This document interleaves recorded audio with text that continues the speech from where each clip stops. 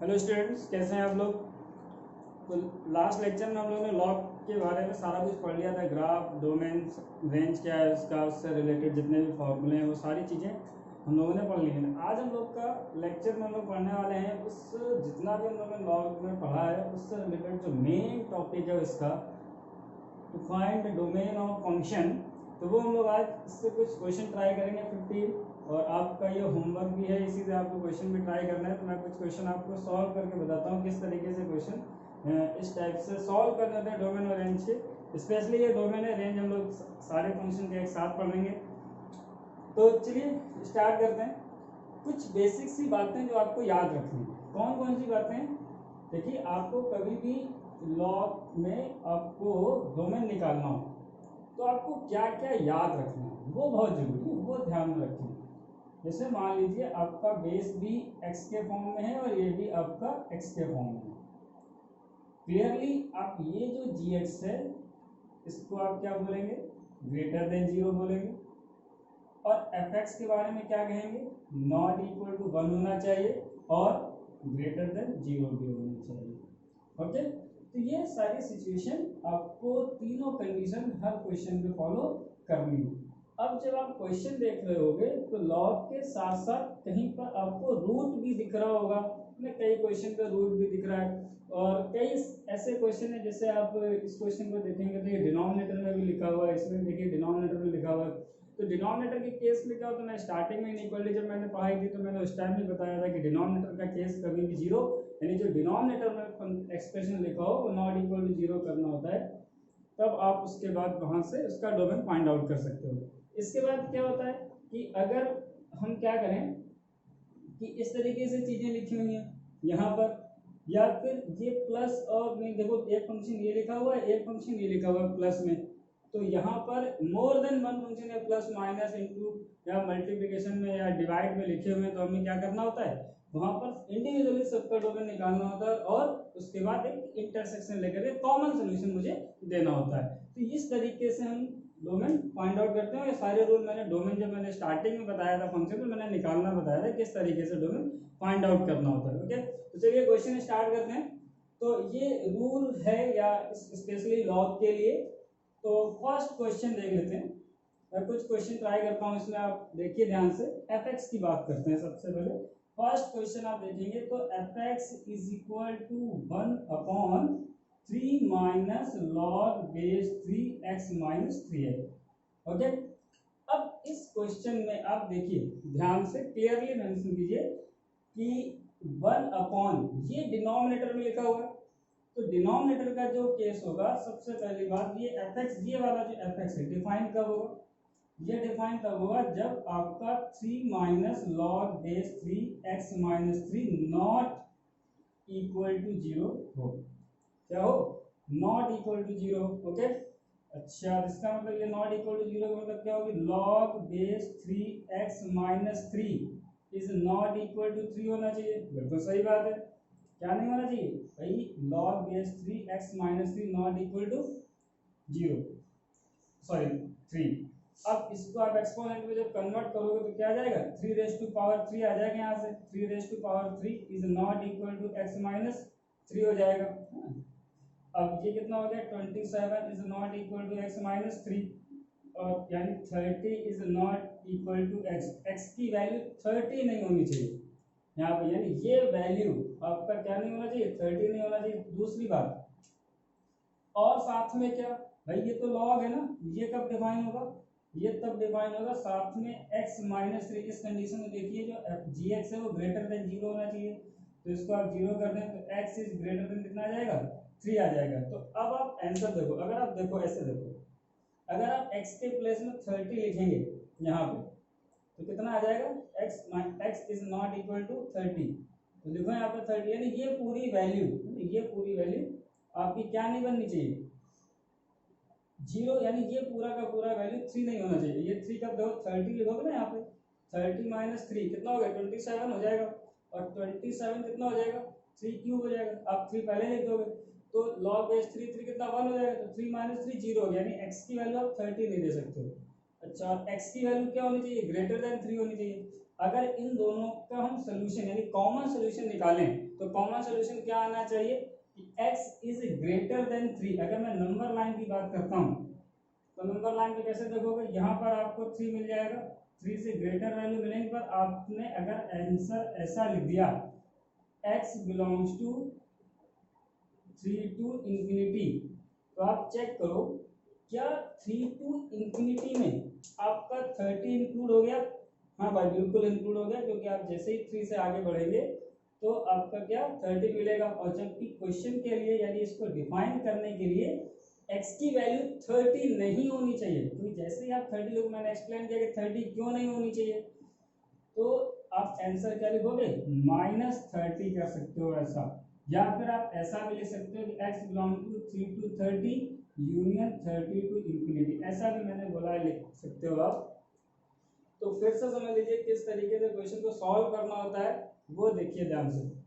fx equal to 1/3 log base 3 x minus 3 था, तो rational function है, डिनोमिनेटर कभी भी जीरो नहीं होना चाहिए, तो इसको आप कभी जीरो नहीं कर सकते हो। तो देख लो भाई इसको zero, 3 minus log base 3 x minus 3 is not equal to zero. अब 3 उधर ले जाओगे तो क्या हो जाएगा, log base 3 x minus 3 is not equal to 3। इसको एक्सपोनेंट में कन्वर्ट करोगे 3 raise to 3 equal to x minus 3 ऐसा is not equal to x minus 3, ये आपका 27 हो गया। और माइनस 3 यहाँ पर ले आओगे तो क्या होगा, x is not equal to 30, यानी इस क्वेश्चन के लिए डिनोमिनेटर क्या नहीं होना चाहिए, यानी इस लॉग इसमें x की वैल्यू 33 नहीं दे, सॉरी 30 नहीं दे सकते, बाकी हम कुछ भी दे सकते हैं। अब आप चेक करके भी देख सकते हो कि जैसे ही आप x की वैल्यू में 30 लिखोगे तो 30 माइनस 3 आपका 27 आएगा, और 27 3 रेज टू 3 होगा, 3 आपका पहले आ जाएगा log base m to the power n से n log m बन जाएगा, 3 पहले आ गया, तो log बेस 3 3 कितना 1 हो जाएगा, 3 minus 3 0, 1/0 is not defined, so x is not equal to 30। And log define कब होता है, ये तो मैंने बात की कि ये रैशनल जो एक्सप्रेशन है वो कब डिफाइन होगा। तो लॉग को डिफाइन करने के लिए मुझे क्या करना पड़ेगा, x minus 3 is greater then 0, it means x is greater than 3। तो यहाँ से इन दोनों का कॉमन सोल्यूशन क्या आएगा, x इज ग्रेटर देन 3, यानी 3 टू इंफिनिटी एलिमेंटल आप माइनस कर दोगे 30, यानी इसके इंटरवल में 30 नहीं आना चाहिए, आप 30 माइनस कर सकते हो। तो इस तरीके से क्वेश्चन आपको सॉल्व करने हैं, ठीक। तो मैं सोचता हूँ कुछ समझ में आया होगा, और एक दो क्वेश्चन ट्राई करते हैं तो और क्लियर होगा। चलिए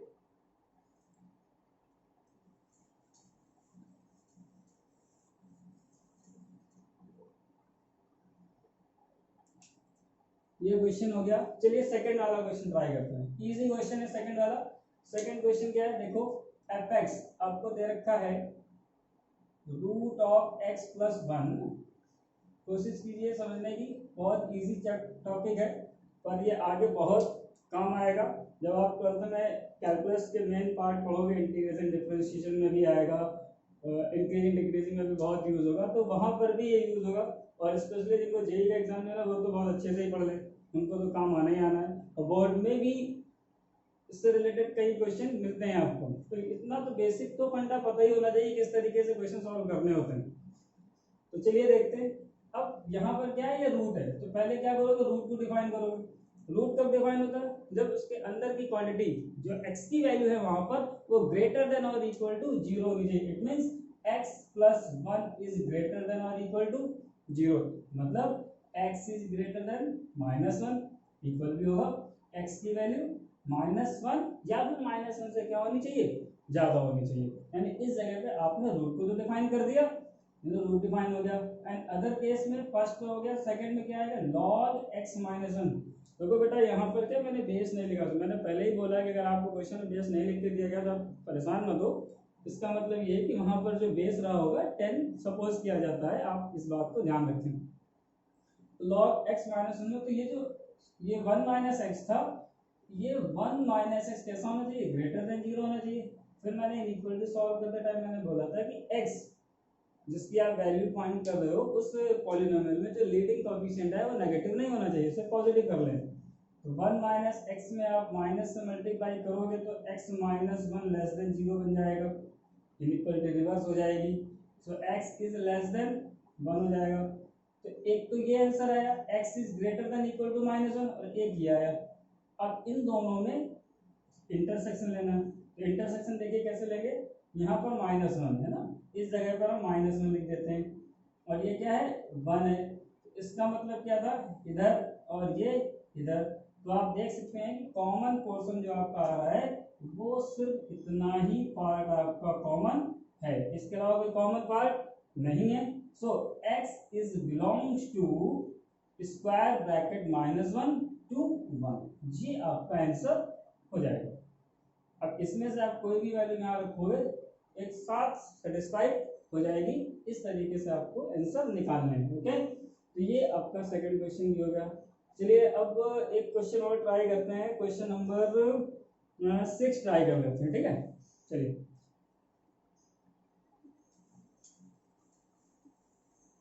क्वेश्चन नंबर 6 है, देखिए 6 नंबर क्वेश्चन क्या है, fx is equal to log 0.3, sorry root भी था, log 0.3 x square minus 5x plus 7, ये क्वेश्चन था log 0.3 x square minus 5x plus 7, ठीक है। अब किस तरीके से सॉल्व करेंगे इसको ये देखते हैं। सबसे पहले आपको क्या दिखा, सबसे पहले आपको दिखा रूट, उसके बाद दिखा लॉग। तो पहले रूट की बात करते हैं। रूट कब डिफाइन होता है, जब इस रूट के अंदर की जो क्वांटिटी है कैसा होना चाहिए, ये -5x प्लस 7 ग्रेटर देन और इक्वल टू 0, ठीक।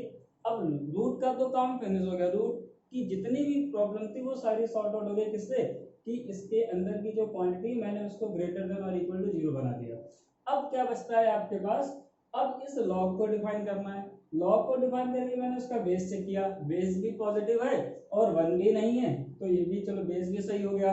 अब क्या आ गया, x square minus 5x plus 7 आया, यानी इस आर्ग्यूमेंट को आपको बताना पड़ेगा कि ग्रेटर देन है। अब इसको बताने के लिए एक बात समझिए, कैसे सॉल्व करोगे, यहाँ पर क्या है 0.3 है, ठीक है, इसको सॉल्व करना है, साथ में ये भी तो बताना पड़ेगा x square minus 5x plus 7।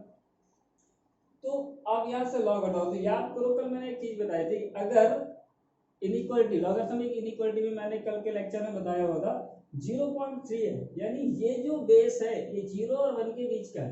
तो जब आप इस टाइप में इनइक्वालिटी से अब लॉग को रिमूव करोगे तो आपकी इनइक्वालिटी का जो साइन है वो क्या हो जाएगा, रिवर्स हो जाएगा। कैसे, जरा देखिए, तो 0.3 यानी ये नंबर तो ऐसे लिखना है x square minus 5x plus 7।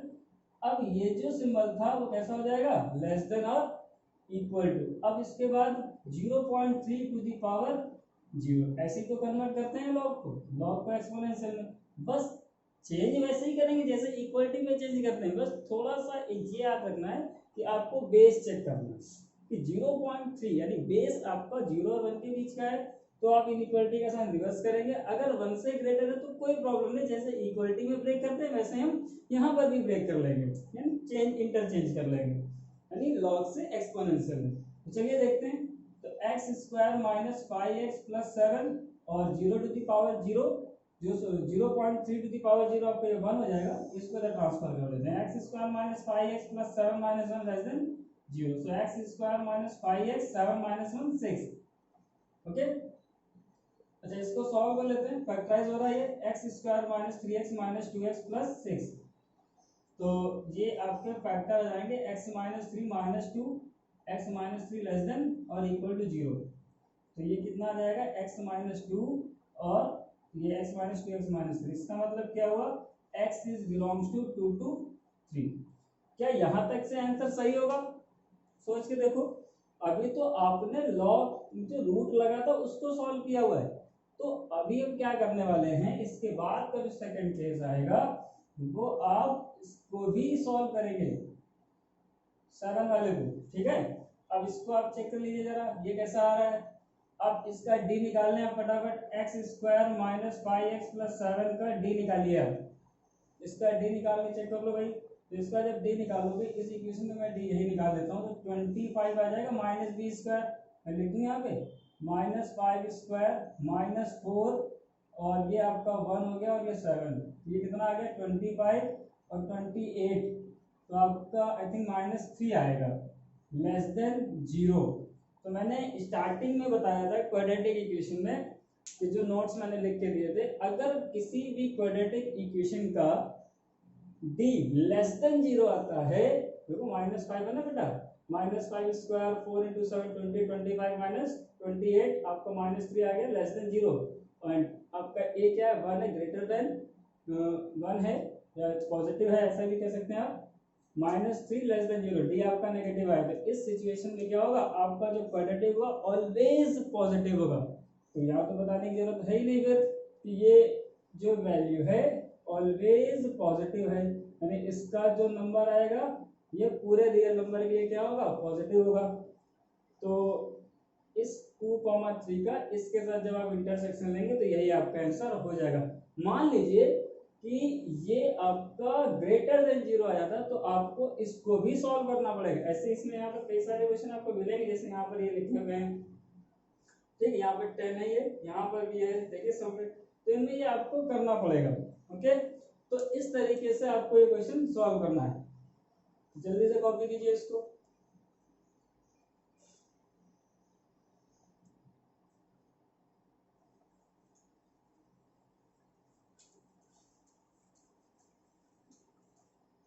चलिए एक क्वेश्चन और ट्राई कर लेते हैं। क्वेश्चन कौन सा ट्राई करते हैं,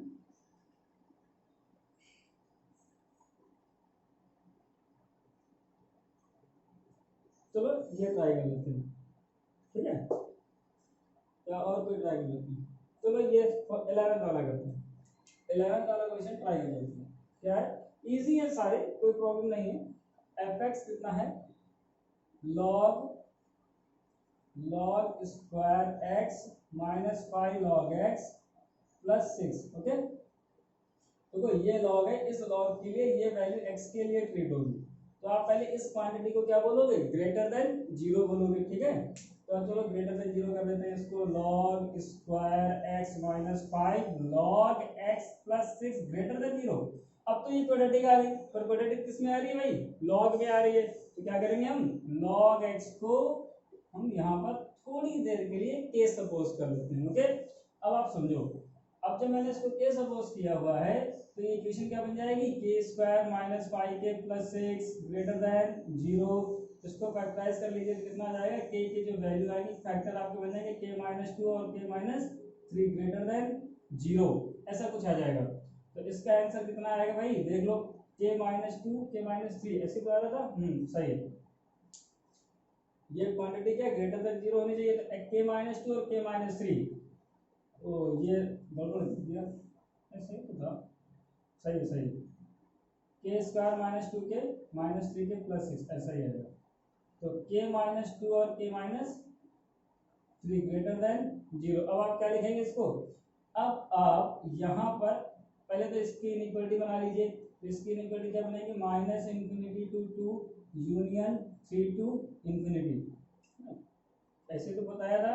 यहाँ पे माइनस इंफिनिटी ले लो, यहाँ प्लस इंफिनिटी, यहाँ पे 2 ले लेते हैं, यहाँ पर 3 प्लस माइनस प्लस इधर और ये इधर, माइनस इंफिनिटी से 2 और 3 से इंफिनिटी। पर ये k की वैल्यू आई है, मुझे किसकी वैल्यू बतानी होती है, मुझे यहाँ पर x की वैल्यू बतानी है। तो इसका मतलब क्या हुआ, आप ऐसे समझ लो, यहाँ पर क्या हुआ कि k लेस देन 2 है, k का वैल्यू क्या है बेटा, k का वैल्यू है आपका log x less than 2, log x less than 2।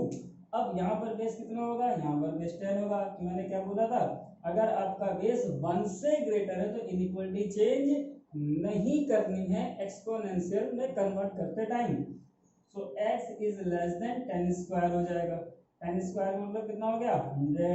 यहाँ पर क्या हो गया, k ग्रेटर देन 3, k का वैल्यू क्या था, log base 10 x greater than 3। अब आप सोच रहे हो बेस 10 कहाँ से आ गया, तो यहाँ पर नहीं है, मैंने बोला था कॉमन लॉग के टाइम पे आपको क्या करना है, बेस आपको 10 सपोज करना है। तो देखो बेटा यहाँ भी 1 जो 10 है वो ग्रेटर देन 1 है ना, तो आप क्या कर सकते हो, इसको एक्सपोनेंशियल फॉर्म में कन्वर्ट करोगे, और जब कन्वर्ट करोगे तो कैसा आएगा, इनइक्वालिटी चेंज नहीं होगी। So x is greater than 3 10 to the power 3, तो it means x is greater than 1000। तो फाइनल आंसर क्या लिखोगे, x belongs to minus infinity to 10 square, यहाँ लिख देता हूँ x belongs to minus infinity to 10 square union 10 cube से infinity, ये आपका फाइनल आंसर हो जाएगा। ठीक है, तो आप देखो मतलब ज़्यादा टफ है नहीं, इजी इजी क्वेश्चन है, कोई प्रॉब्लम नहीं है। तो 15 में मैंने 4 क्वेश्चन आपको सॉल्व करके दिखा दिए हैं। अब बाकी 11 क्वेश्चन आप ट्राई कीजिए, जो डाउट है मुझे बताएं। ओके ठीक है, अब इसके बाद हम लोग नेक्स्ट लेक्चर में पढ़ेंगे ग्रेटेस्ट इंटीजर फंक्शन। तब तक आप ये क्वेश्चन सॉल्व कीजिए, और कोई डाउट आता है तो आप मुझे व्हाट्सएप कर सकते हो या कुछ भी कॉल कर लेना चलेगा, पर क्वेश्चन जरूर सॉल्व करें। ठीक है ना, जरूरी है, तभी आपको कॉन्फिडेंस आ पाएगा। या आप मुझे पर्सनली भी कॉल कर लिया करो तो मैं आपको बता दिया करूँगा। Okay, thank you.